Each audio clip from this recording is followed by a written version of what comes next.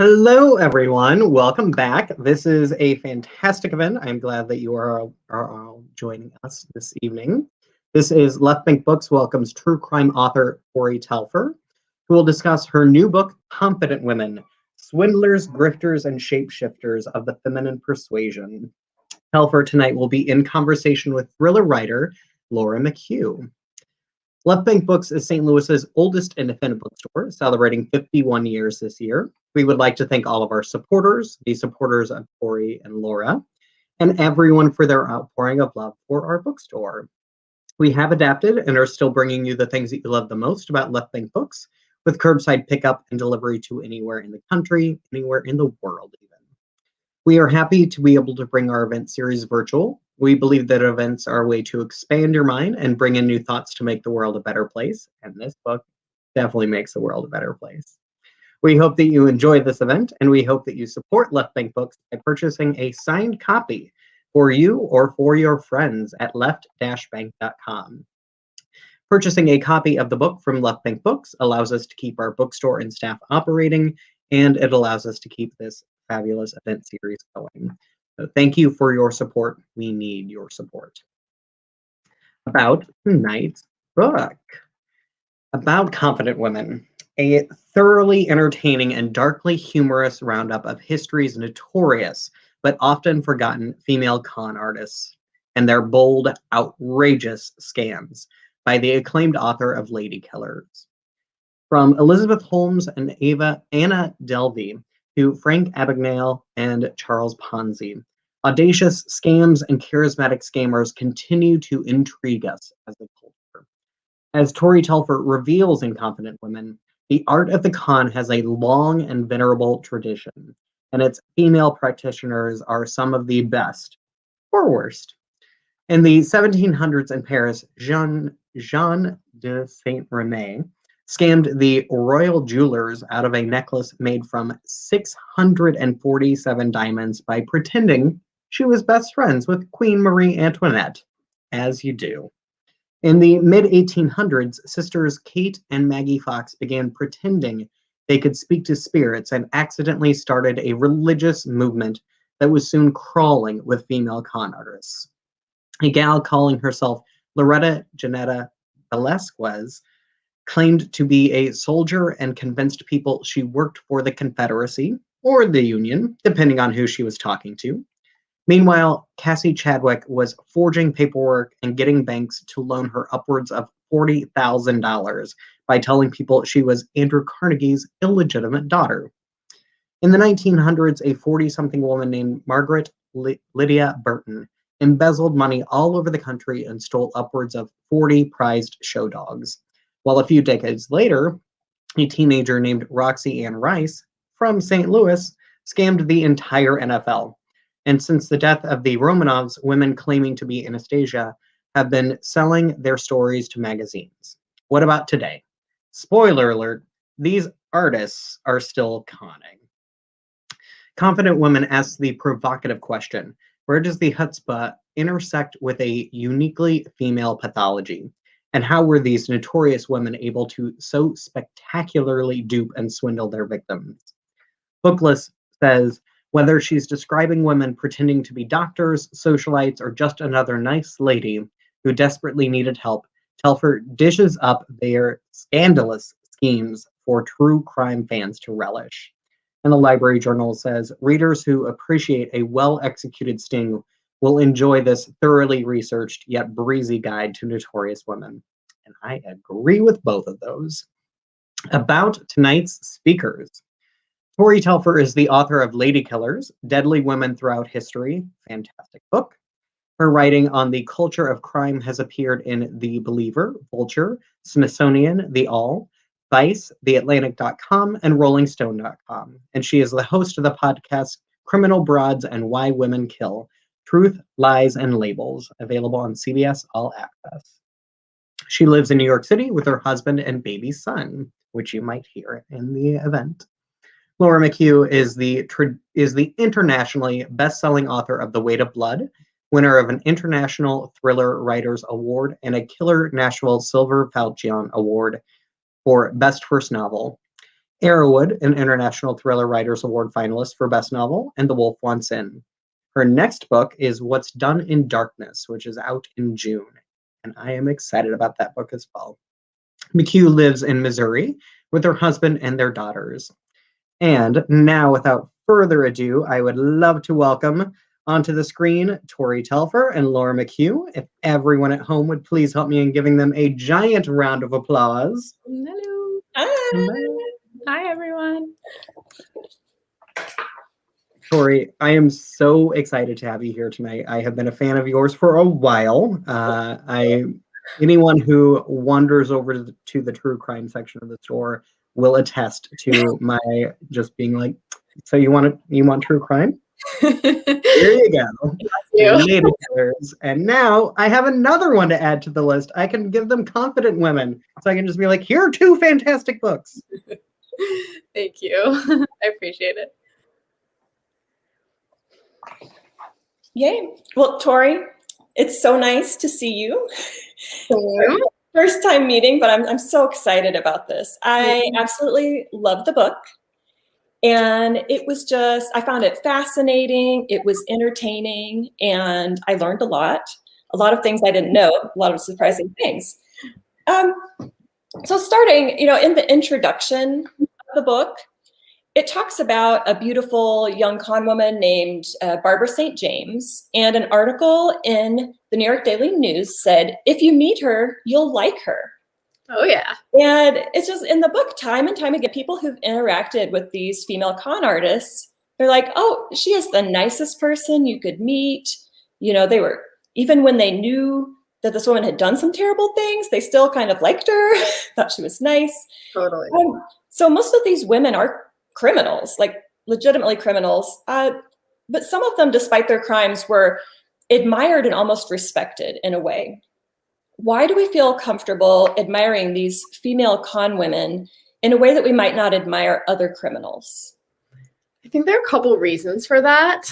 I think the most obvious one is that we don't think that con artists are ever violent. I've even found quotes in articles about con artists that, call them non-violent criminals, which isn't entirely true if you get all the way to the last chapter of my book. Yes.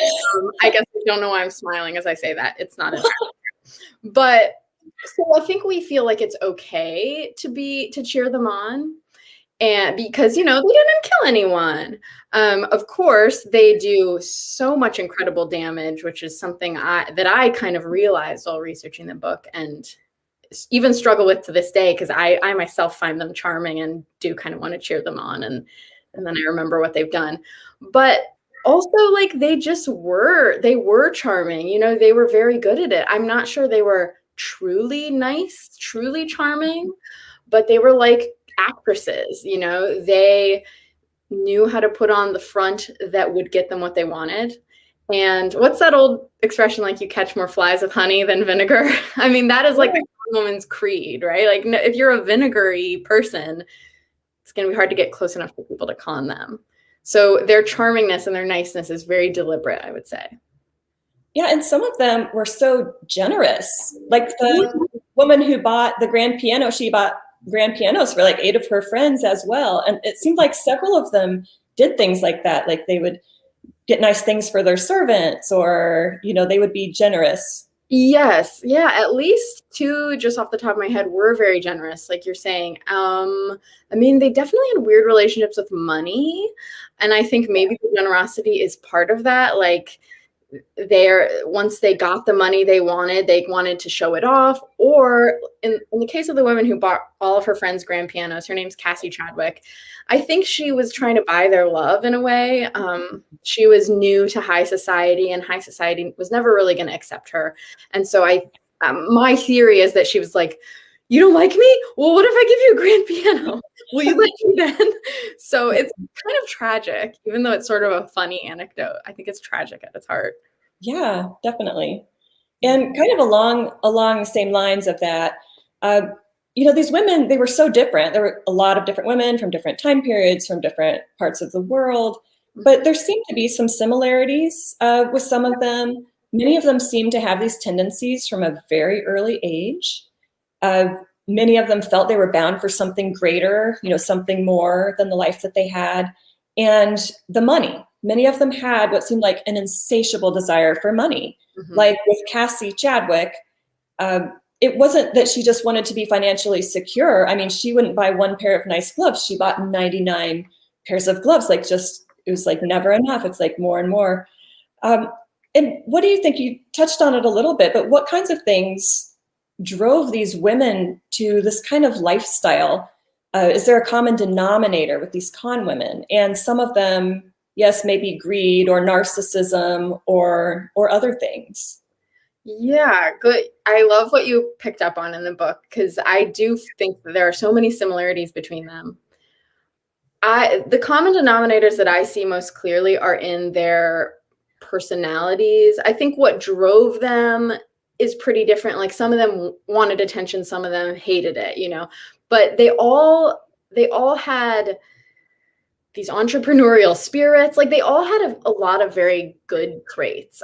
Like you mentioned, they had this idea that they were destined for greatness, which I think a lot of people, like a lot of our famous beloved people have, like, oh, she always knew she was special or whatever.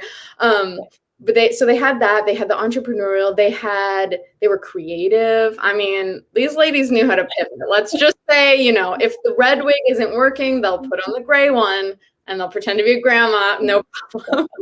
That's not actually a real anecdote from the book. It's more a metaphor. But the creepy thing about their similarities is I see similarities between them and the women in my first book, Lady Killers, which is about female serial killers. Oh. I see they all have these good traits, and you just feel like they could have actually been they could be the girl bosses of today. They could be the CEOs and whatever if they had gone down a different path, or but it's really incredible how many of these criminals have sort of these great things about them that just got twisted along the way. Yeah, I found that really interesting too. And you kind of wondered if they could have gotten onto some other path, what might they have accomplished. But a lot of them seem to kind of be, enjoying the life they had. Like for me, I would be so stressed out all the time if I was constantly stealing from people and conning them. And I would just be a nervous wreck. But they seemed to, it didn't bother them. They would just pile it on more. I think you're totally right. Like they probably actually don't want to be the girl bosses of today. I think a lot of them did find a weird fulfillment in, especially the women. I have my book in different categories. So I have this category called the fabulous, or no, the drifters. I guess I'm thinking about these women who just roamed and couldn't stop. And I feel like especially the women in that category could not have been anything else, because they just couldn't. They just either loved it or couldn't help themselves. It's just like a natural tendency, and they were good at it. They were really good at it. Yeah, and that's part of one of the things that I thought was so interesting. For many of the women in this book, I was amazed by how long they were able to keep up these cons. And so how are they able to do this, to get away with it for so long? Is it just that they are so good at what they do, or is it partly, people who are being conned, maybe they don't want to see that they're being conned, they don't want to believe it. There were so many people, especially with all the fabulous, the women who claimed that they were the lost Romanov princess, Anastasia, and there would be so much evidence that this person doesn't even look like her, and yet some of them, for their whole lives, people were like, yep, that's Anastasia. My favorite one is the one who literally did not speak Russian. And people were like, oh, she's Anastasia. And her tale was, I'm too traumatized to speak the language of my mother's killers, which is genius. Yes. And so do people just not want to see the con? Do they want to believe? Or how do they get away with it for so long? I think, people, the victims of con artists, from my understanding, are sort of a particular bunch. People have studied them. I'm just using anecdotal evidence, but people have actually studied them. And a lot of victims just never come forward because they're so embarrassed. There's a lot of stigma to being conned. It's like, how could you be so stupid? So where was I going with that? Yeah, so I think there's a reluctance to come forward, and that lets the women con for longer. But yeah, there's also this feeling like, no, I can't be being conned. I believe this woman. Like, once we believe, humans, we love to believe. We're prone to belief. And I think that's a really beautiful thing about us. And con women weaponize that and use it against us. And so there's a real reluctance to see that you're caught in the spider web. I had another reason they con for so long. What was it? I mean, they're obviously good at what they do. And I'll just say this, like, some of them just got out of town. That's a career. They were just like, whoops, I hear those familiar sirens in the rearview mirror. I'm going to go con someone else. Like, some of them just knew when to exit. Yeah. And it's just very impressive, very impressive what they did. Okay, so you'd mentioned the book is broken up into different sections, and with the different kinds of con women or swindlers. There were the glitterati, the seers, the fabulists, and the drifters. And I love this, how they were all categorized. Thank you. I made those sections up myself. I was like, I'm going to organize it my way. Yeah. No, it's brilliant. I loved it. I thought it was neat to see them kind of grouped together, because you could see those similarities, like, oh, I hadn't even thought about it, the different types of con artists that there were. Oh, I love that. One section that I thought was especially fascinating was the seers. And pretty much everything in there was just fascinating. We had mentioned, these two teen girls, very young girls, started an entire movement, a religious movement. Spiritualism was all started with a con by these teen sisters. And one of the stories that was most interesting to me was the story about Rose Marks, the fortune teller, and the best-selling author, Jude Deveraux. Yeah. Everyone's heard of Jude Deveraux, has probably read some of her books. Yeah. And I found it so interesting. She was conned for years and years out of millions and millions of dollars by Rose Marks. And something I noticed with all of the seers, it seems like they're so successful in conning people. And it's almost, are they offering comfort to people, giving people hope, even kind of entertaining them in a way? Like, if you can maybe talk a little bit about why the seers were so successful at conning people, and maybe talk a little bit about the Rose Marks case, because that was just so interesting. Yeah, sure. Let me start with Rose Marks, so everyone knows where we are, and then we can maybe talk about why it worked so well. So yeah, Rose Marks is one of the more modern cases in my book. She is currently serving a 10-year sentence in a federal penitentiary in Illinois. And it's one of those words I've written about 1,000 times, but maybe spoken aloud twice. So she was a fortune teller, and it's not illegal to tell fortunes, so don't panic, everyone. But it's illegal to commit fraud. And the feds basically got her on this massive fraud case where she had a place in Manhattan and a bunch of places down in Florida. And she and her family members had this system where someone would come in, and if they could tell that you were like extra sad and extra vulnerable, which we've all been in those places where we kind of just wish someone would come along and be like, it's okay, like, here's how to solve it.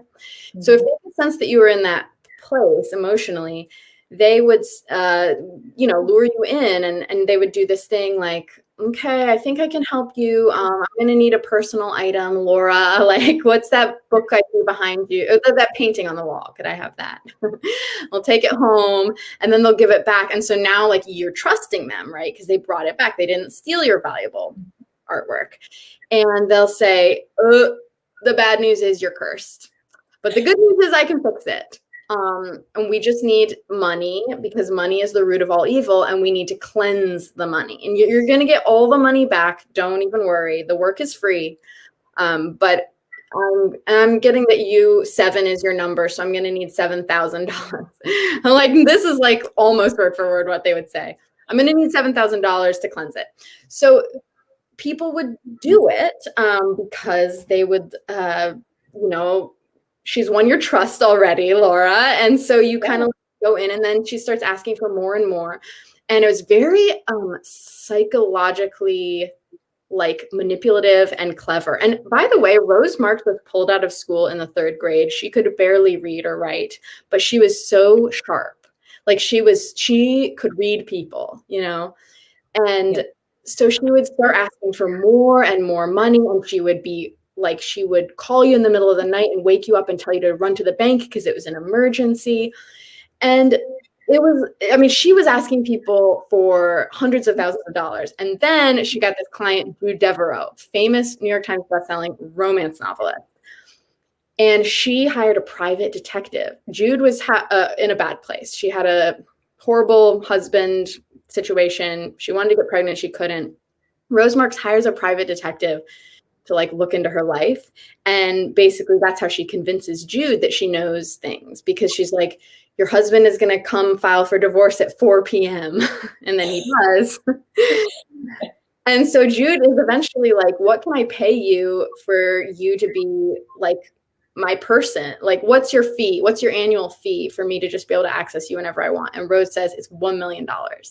And so for the next 17 years, Jude pays her $1 million a year to fix her life. And her life, Jude's life, really gets worse and worse. I mean, it's so sad what happens to her. She does end up having a kid, but then her kid dies. Nothing to do with Rose, but she just keeps returning to this vulnerable place where Rose can get her again.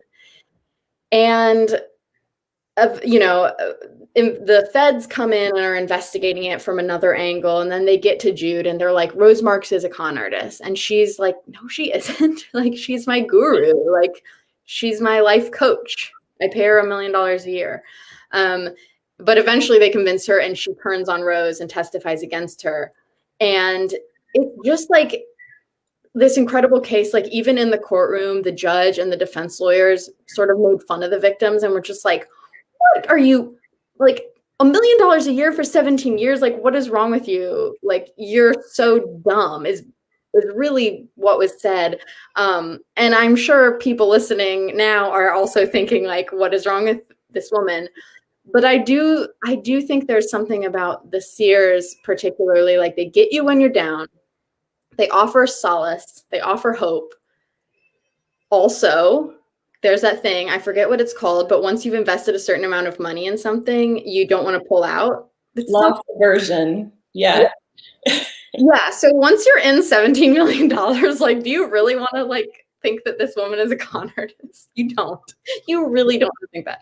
So I think that there's a lot of, like, I do empathize with the victims. I see how they got there. I'd like to think I myself wouldn't get there, but I know enough now to say I can't say I wouldn't be conned like that.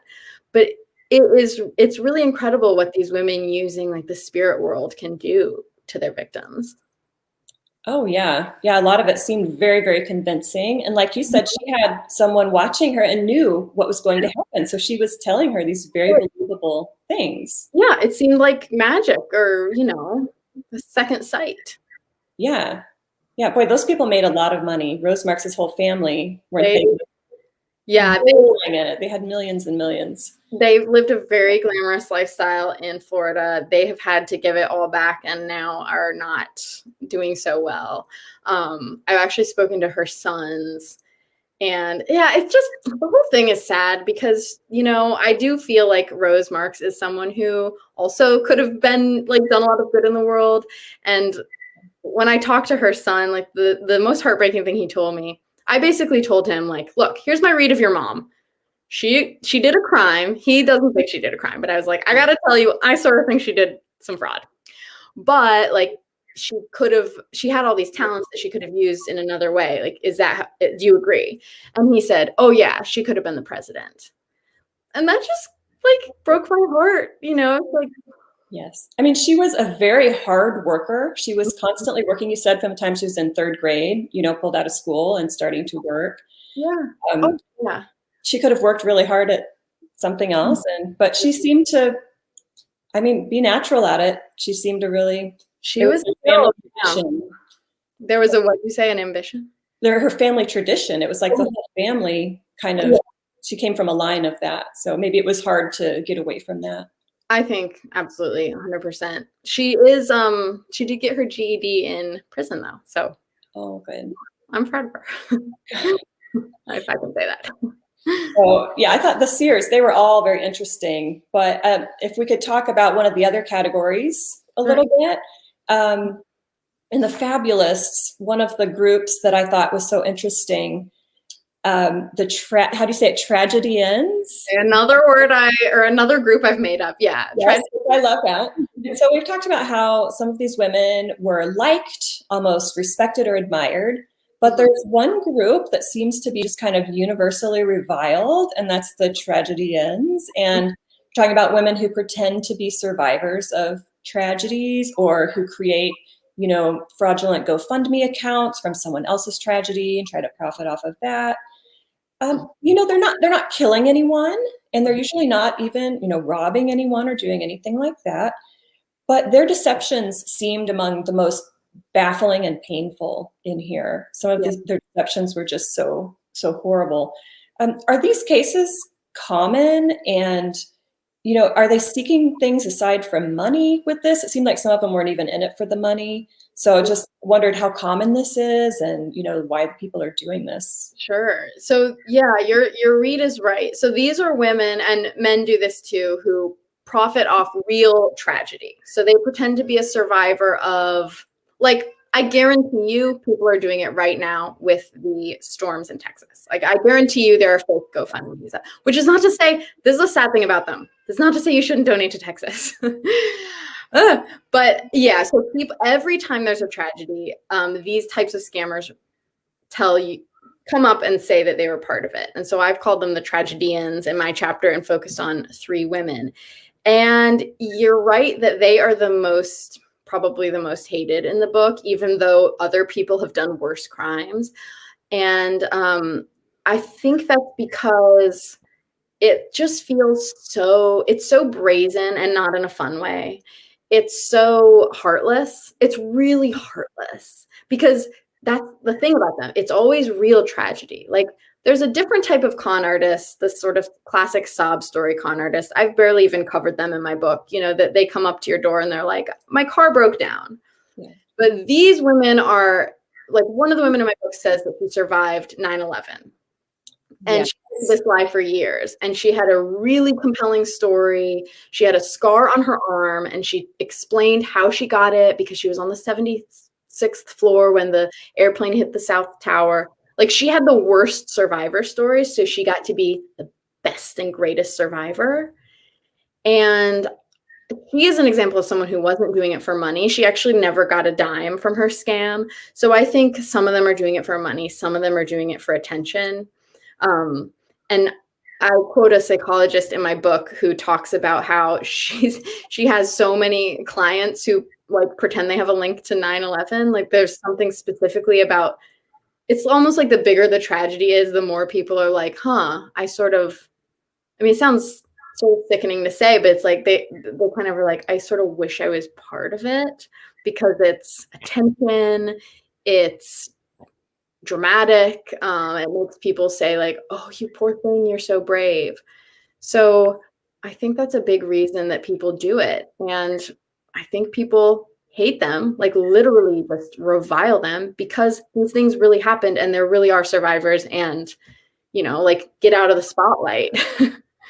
Yeah. And I think it also kind of a danger there. It makes people, like you were saying, it makes people so skeptical when there is a real tragedy and wanting to help someone. Yeah. And I might just I'll read something in the news and it sounds like, oh, this sounds like kind of an inspiring story and you want to help. And then immediately I think, did that really happen? Is that really true? I remember that case where the people said their car broke down and this homeless man gave them $20 or whatever it was, gave him the last of his money so they could get gas. And then they started a GoFundMe for him, and then they split the money, and it was all a big scam. And I think that's really sad that it's making people skeptical of actual victims of tragedies.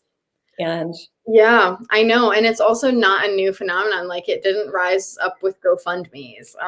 There's a woman one of Jack the Ripper's victims before she was killed was this kind of scammer. Like, there was a big, horrific, like, some sort of ship, like passenger ship, crashed or sunk and, hundreds of people died. And she went around saying, I was on the ship and my husband and my children died. And like, can you help me?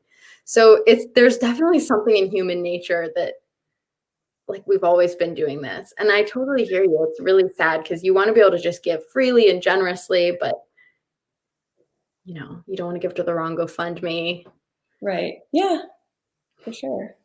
There is an organization called Charity Navigator that I interviewed the CEO for this chapter, and they kind of keep an eye on charities. So if you're lost, go to Charity Navigator and put in the charity that you think is legit, and they will tell you. That is so good to know. I'm going to write that down. So, okay, this book was filled with interesting, surprising things to me.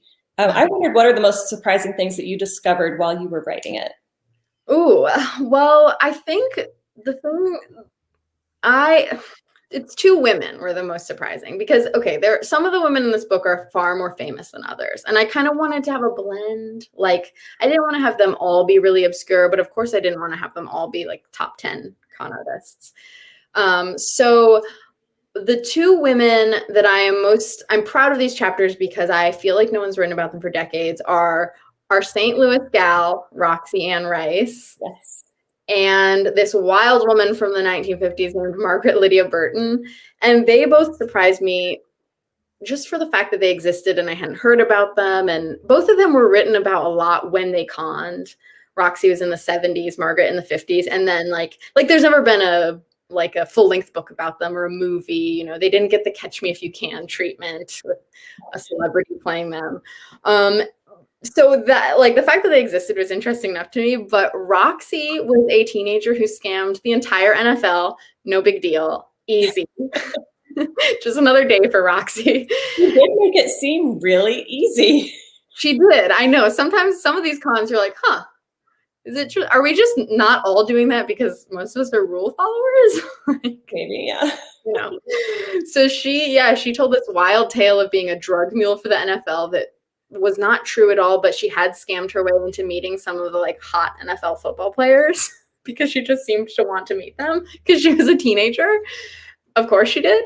And the entire American sports world was clutching their pearls and oh my gosh, we have this drug infiltration problem. We've got to solve it. And there was no truth there.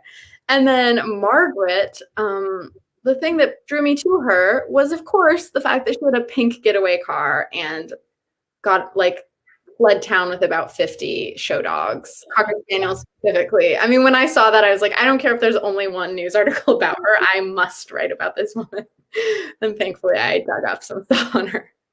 That was hilarious, that scene where she's just fleeing with the dogs and the... I know. She's shedding dogs right and left. Take some. I can't care for them all. That was hilarious. I love that. So what do you think are maybe some misconceptions that people have about female con artists? I think going back to your first question, that people think that they're not dangerous and maybe even silly and fun. And it's they are kind of fun. We've been laughing on this chat, but I do think people forget how much damage they've done. Now, there's a woman in my book who she and her son actually murdered several people.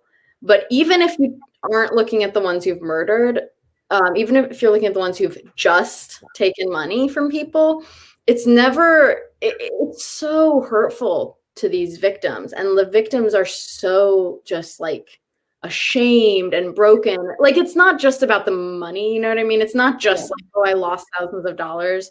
But it's Rose Marks, who we were talking about, some of her victims were suicidal because of the con. And so I think people forget that. I also think that people think that cons only happen in America. I saw a lot of news articles when Anna Delvey and Elizabeth Holmes were in the news that were just oh, what a classic American story. And there is something classically American about cons because it's the American dream, but illegal. but they happen all over the world, which I hope is obvious in my book. Yes. So we are going to go to audience Q&A in just a bit. We're getting close to the end here, and I'm sure the audience will have a ton of questions about this book. So before we get to that, I just wanted to ask you one more thing. You've written a book about female serial killers, and it is Lady Killers, Deadly Women Throughout History. And now you've written a book about female con artists. What is next for you? Do you have another project brewing, another book you're researching, or what are you doing next? Great question. I am toggling between two book ideas that I'm afraid to talk about for fear of cursing them, or my I understand. I get it. You understand? Or my agent being like, Tori, no, I didn't say right yet. But I'm putting a lot of effort, resources into my podcast, Criminal Broads, which is about exactly what it sounds like, criminal women. But so those episodes come out once a week, and I'm like, have some changes on the horizon for the podcast. But I'm also starting to take it in a little bit of a, like, I'm still interested in stories of big flashy crimes, but I'm also starting to get more interested in stories of just like ordinary crimes and like what it really is like in our prison system today. Because of course, most incarcerated women are not like these flashy, fun con women, you know? And so I'd like to do some more work towards that angle, kind of looking at that, because I think there's a lot of shadiness there, not on the part of the women, on the part of the system.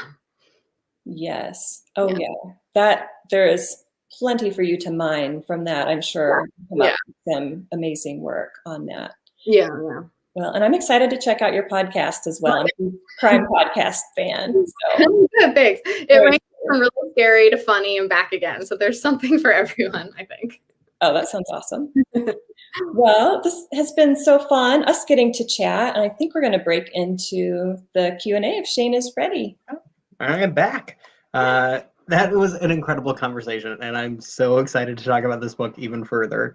I want to start with my question, which goes back to the Roxy chapter, which is set here in St. Louis. So like now I'm looking at women all over the city just being like, are you Roxy?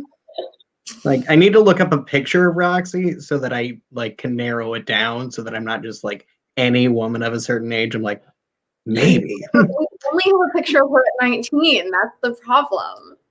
Yeah, but now it's like anyone age like 50 to 115 is like totally getting my like curiosity look. Like, but I'm curious about like the kind of getting away with it.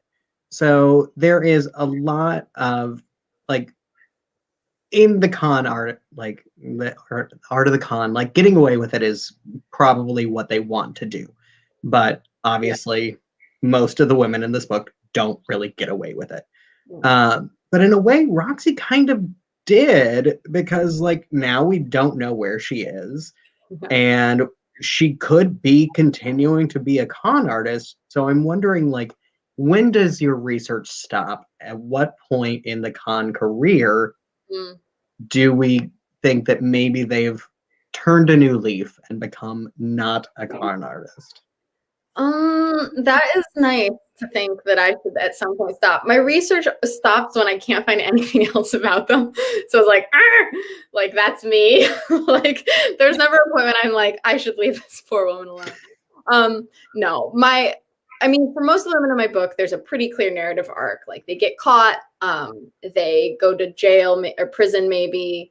Of course, the historical ones have passed away, so that's where the story ends. For Roxy, I admit that it was a bit of an ethical thing for me because I couldn't find her after she was like in her early 20s. She conned the NFL in St. Louis, and then she went to prison for a really short amount of time for this other con in Arizona. And then she got out and went to Buffalo, New York, pretended to be a doctor, no big deal. Like treated a man for rabies, like was kind of a successful doctor. Like treated a man for rabies, gave someone else a physical, looked at a baby, and then got in trouble for that, and then vanished. So I did try to find her. to the extent of my abilities. I'm not a private eye. Like I'm, but I guess I did hit a point where I was like, okay, I'm just going to end the chapter here and say that I couldn't find her and say basically who knows what she's up to, because you don't want to get like, I think we can be kind of vengeful as a society to take it to a serious place with our, we want to lock people up and we want to punish them. And if Roxy's served her time. So like, I don't need to hunt her down and find her as a 70-something-year-old and like yell at her for being a con artist. I'm curious. I would love to talk to her. If she's out there, I would love to hear from her. But I think there is something to be said for just letting people go, I guess, right? And live their lives and not like trying to run after them and pin a label on their back that says this person conned. Yeah. All right. So now I'll let the audience ask some questions because we do have some really great questions. So Michelle is asking, did you mention Ellen G. White concerning the Fox sisters? And I had to look up who Ellen G. White was, and Michelle also helped me. So Ellen G. White was a founder of a Protestant movement called the Seventh-day Adventist, and Ellen and her followers didn't believe dead people can communicate with the living. So the question is, and then she says she was a person that couldn't believe that they were hearing from the person that didn't not believe they were hearing from the dead. So couldn't believe that they were hearing from the dead. Okay. I'm sorry to disappoint you, Michelle. No, this is news to me. The Fox sisters, there's not a whole chapter on them. I talk about the spiritualists in general. So I touch on the Fox sisters. They are pretty famous. So there have been better books than mine just written about them. So I touch on them, and then I go into some more colorful spiritualists that I thought people would like to hear about, who did different things. Like one of them was really mercenary. One of them was really sexual. One of them was really evil.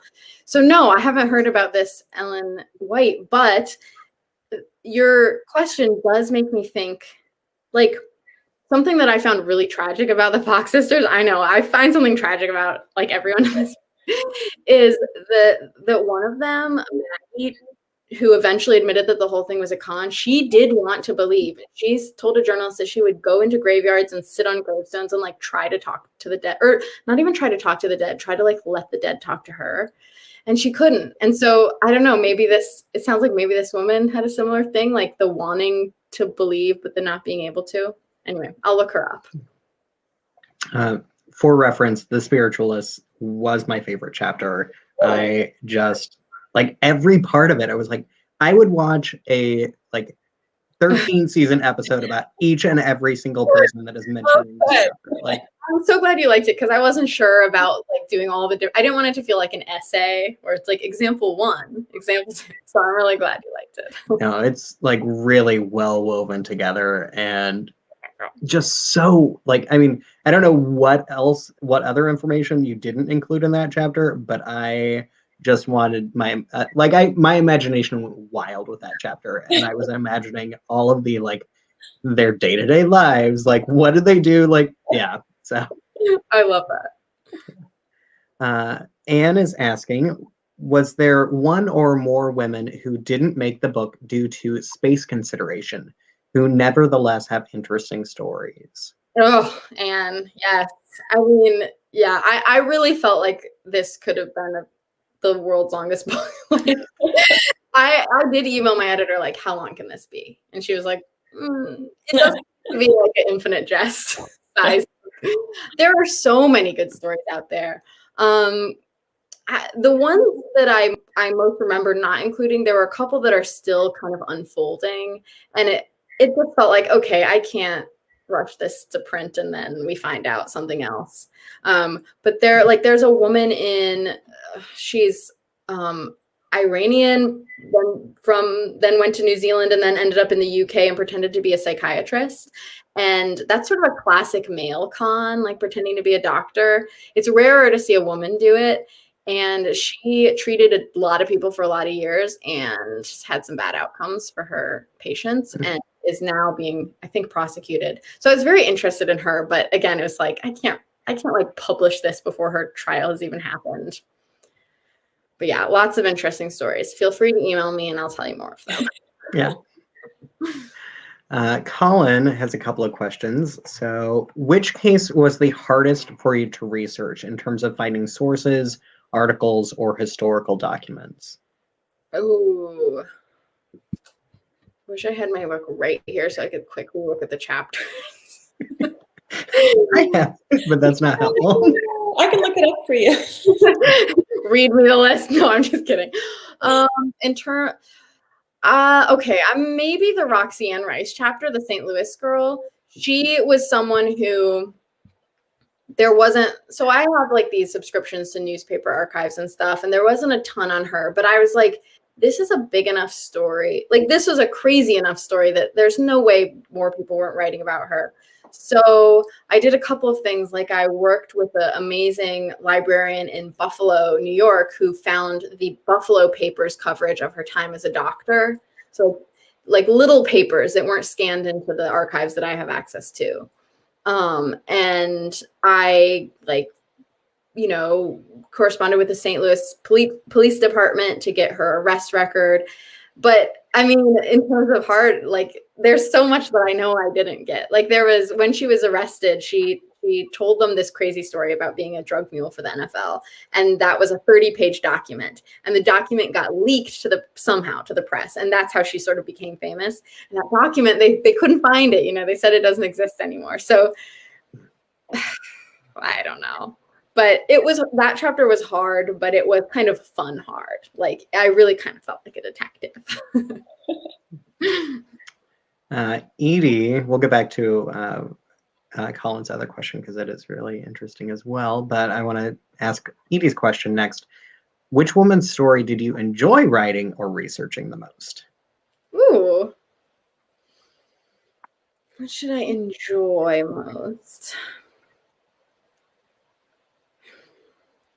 I feel like I have different definitions of enjoy.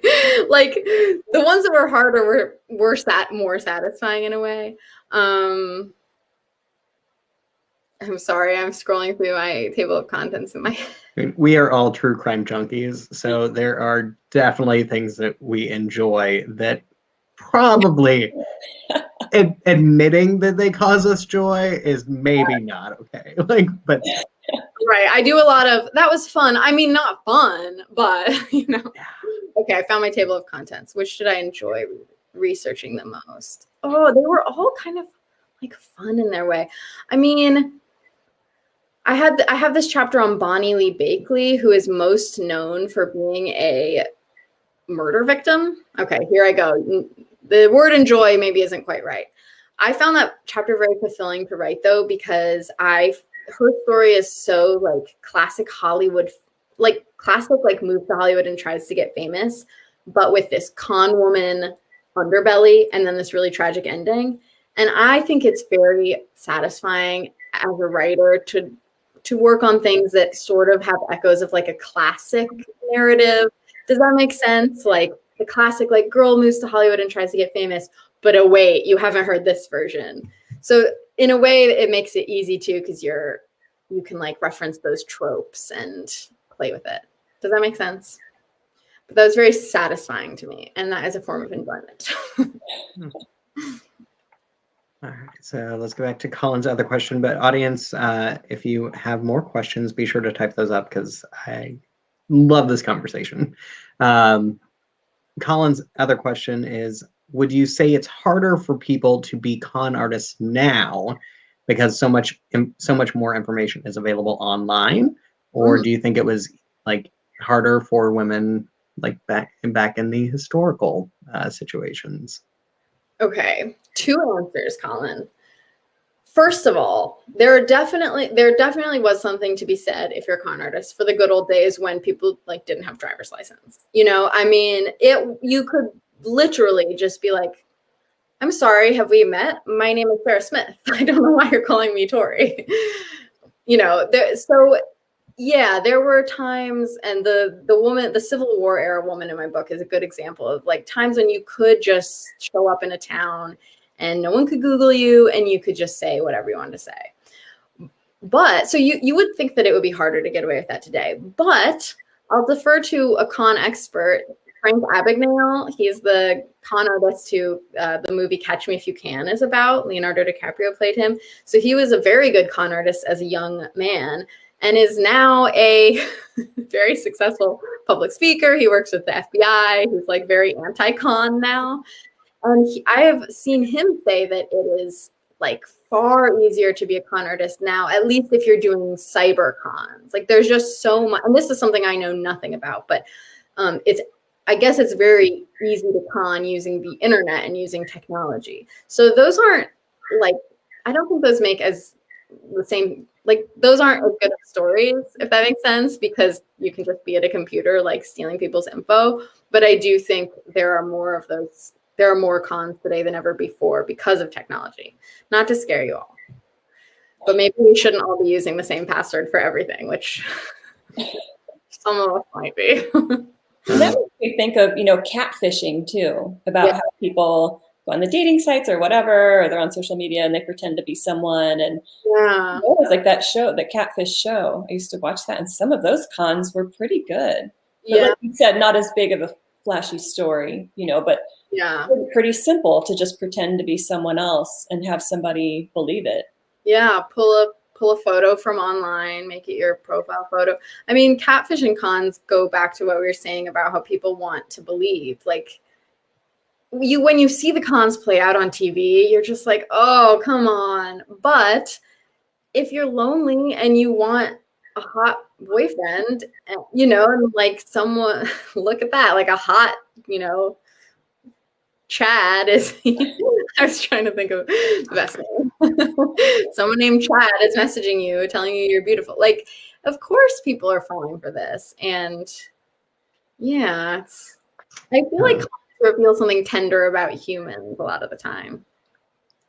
This is not a story I tell often, but I did in my youth date who I believed to be a con artist. And I was not someone that they were trying to con, but they did con one of my friends and very much like got money out of them before disappearing from town. Wow. And your life? Disappearing from your life too? Yeah. And of course, like having someone just step into your life, like you don't automatically think, I'm gonna Google this person, like, because con artists who are good at what they do not cause you to have suspicion. So you just like, and that's part of the craft. Like they come in, they are your new friend. You obviously aren't going to Google, like, who are you? Where were you born? Like, what's your birth date? Like, it's not, I mean, there are certain people that do that with dating and like want to do background checks on people that they're online dating, which is great because keep yourself safe. But yeah, like just person that I met at my job that then ended up, I mean, we all like kind of collectively got together and were like, so he was a con artist. Like, whoa. Yeah. So they're among us, I guess. That's sad. Is your friend okay that got their money taken? Yeah, I think that we all got out pretty early because it was like, well, no, like we just like, we're not going to give you a whole bunch of money. Like, whoa. Yeah, like a gift here and there was like fine for everyone, but then like when money was happening, like it's like, no, there's a limit to that. Like, yeah. Good for you. Christine has a question for Tori, not for me, surprisingly. No one, if anyone wants to know more about that, we'll take it private. But Christine is asking, have you ever pretended to be someone else or used a fake name yourself? Christine, what was the last part? Used a fake name? Yes. No, I wish I had a good story. I actually wrote a little essay about this. How it would be like if I had a better story about being a con artist or being conned. Would have made the intro to my book a lot easier to write. I have not like full on pretended to be someone else or conned anyone, but that's not because I'm such a good person. It's because I'm too scared. I would just be like, what if I got in trouble? So, but I have been thinking about like things I've done that could qualify as cons. And I mean, I've definitely lied before. It's so embarrassing, but I told people like a story about a first kiss that didn't happen to me because I was embarrassed that I hadn't been kissed yet. And that might sound all innocent, but I guess it's a bit of a con, you know. It was like a story I repeated, like, told to multiple friends. But then I wrote about it in an essay, so it's fine. It was for my art. It was for the craft. It was for the craft, yeah. But no, I've never done anything that interesting with a fake name. But yeah. Have you, Christine? Is Christine her real name? Oh, wow. Throwing that suspicion back on. I want to remind everyone watching that we do have signed copies of Tori's book available for sale at left-bank.com. When Laura's book comes out in June, we will also have signed copies of that. So I will make sure that those happen. So, Laura. Okay. And we do have time for another quick question if one pops up, but I want to, Tori, just compliment you on just the fascinating writing that you do.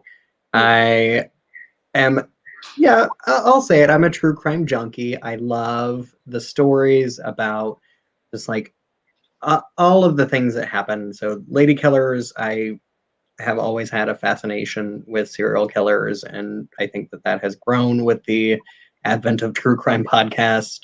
But Con Women, like that, I mean, both of your books touch on subjects that fascinate me, but hadn't ever really had. I read a lot, and neither one were books that I had seen before. So congratulations on writing very unique and very interesting books that appeal to me very specifically. It's my pleasure. It's my pleasure. And thank you for being a bookseller. Obviously, I would not be here without people like you recommending my book. So I really appreciate that. Yeah, I'm just excited. I got the chance to read it and I loved it. So thank you. Glad we got to do this. Yeah, this was really fun. Laura, do you want to give like a brief 30-second snippet about what your book is, your next book? Oh yeah, What's Done in Darkness. It's set in the Ozarks, and it's about a girl whose family joins this backwoods evangelical church. And the girl is abducted and then set free. And a few years later, there's another case of a missing girl, and someone approaches her and wants her to go back down to the Ozarks and try to find this missing girl and, find out what happened to her these years earlier. She doesn't want to go, but, if she can go back to save someone else, she will do it.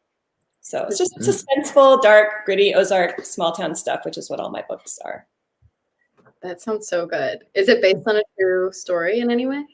It has a couple parts in there that are based on true crimes. Missouri has a lot of really horrendous crimes that happen, especially in these rural areas. That I'm really fascinated with that, and I follow all of those cases. So some of that influenced the story for sure. Ooh.